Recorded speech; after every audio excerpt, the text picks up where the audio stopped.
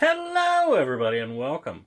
So today, we're back in my basement and we are looking at an HP microserver. To be correct, it's an HP microserver, Proliant microserver. It's the N40l. So I didn't feel as lazy today, so I did set up a tripod, but we still are going to use my phone because I'm lazy. Okay, so here is the server. Hopefully I don't wiggle the table too much.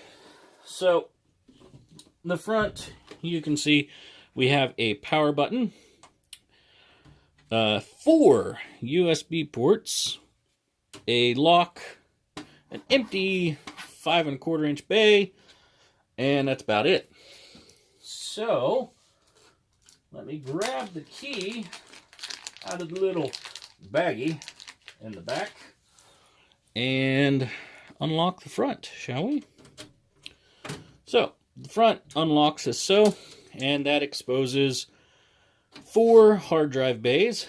And one thing I really like, all of the screws and mounting hardware that is needed for this is stored in the door, which is really freaking awesome. So these are non-hot swappable, but they are tool, no, they're not toolless, but they are, sleds, whatever. So I have a 250 gig hard drive in here currently, and everything else is an empty sled. What else? Oops. That one I didn't put back in. So, open it back up. Slide it in correctly. There we go. Okay. So, let's go ahead and flip to the back really fast. On the back, as you can see, we have a power supply fan, 2 half-height Pcie slot covers, 1 dual gigabit LAN, a single gigabit LAN over here, 2 more USBs, an eSATA port, and a VGA, and 1 giant fan.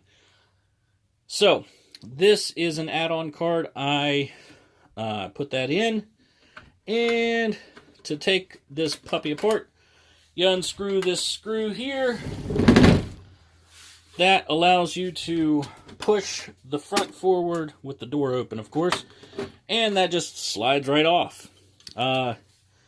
This is an older model, so this is, oh, it doesn't say what year it is. Darn it. Either way, you can see all the wires up here. This is where you put a 5¼ inch or an extra hard drive or SSD.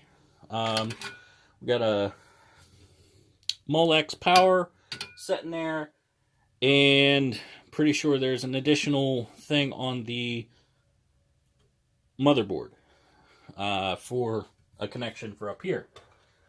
So,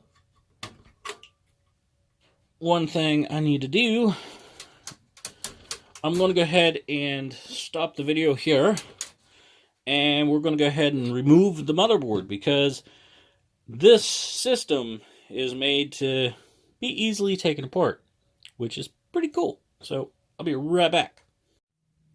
So, once you use the included Allen key, or actually it's a star, to remove the retaining screw for the PCIe slot, then you can use it to loosen up this thumb screw right here.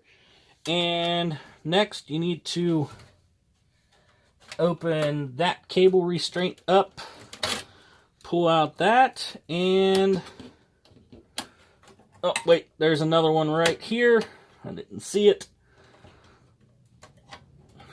Yeah, So right here, yeah, you can't see it, but right there is another thumb screw. And we just put the little star key into it, loosen it up all the way. Maybe one day here. Okay. Once that's loose, you just pull. And it all just kind of comes out. So let me unhook all the cables and I'll show you the motherboard. Okay, so as you can see, this motherboard does have technically 3 PCIe slots. So we have a PCIe 1X, a 4X, and a 16X. So as you can see, 25 watt 16X. Well, this says it is a 1X, and it doesn't say. But either way, this one you would use for a RAID card. This one would be for a 1X card. And this one can be used for anything that you need 16X. So we have our CPU and our North Bridge and our South Bridge. This runs a AMD Athlon, or sorry, not Athlon, Turon. AMD Turon X2 Neo. Blah, that is a mouthful. And it also uses ECC memory. At least it should. Yeah. So this is unbuffered ECC. I do not believe this can use buffered. So it has to be unbuffered ECC. From what I remember. What else? So here is our SAS connector. This connects from SAS to 4 SATA. We have an internal USB for OS or whatever. We have the additional SATA port for the additional drive in the 5.5-inch bay, or 5 1/4, sorry. We have our front USBs and rear USB. We have, I'm going to guess this is the power button, all that port. We have our power supply. This motherboard doesn't have additional power, so it only uses this 24 pin. What else? Yeah, that's really about it. So, as you can see, this system is really easy to take apart. Maintenance is super easy. And it is compact. I mean, it is quite small. I don't know how many liters it is, but if I would guess, it's probably about 2.5, 3 liters.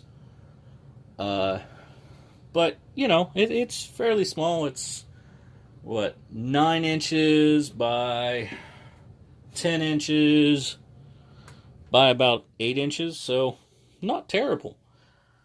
I haven't used it yet. Been playing with other servers. But anyways, that's neither here nor there. Yeah. So, if you liked the video, hit that like button. If you dislike the video, you know what to do. And, anyways, if you'd like to see more videos on this microserver, let me know. I can do some and see what it can do or something. The CPU is fairly weak, so probably can't do like NAS, free NAS stuff like transcoding and stuff, but it could be definitely a NAS box with hard drives. Or a torrent box, you know, something. Anyways, I'm blabbling. hit the like button. You'll see me in the next video. Bye-bye!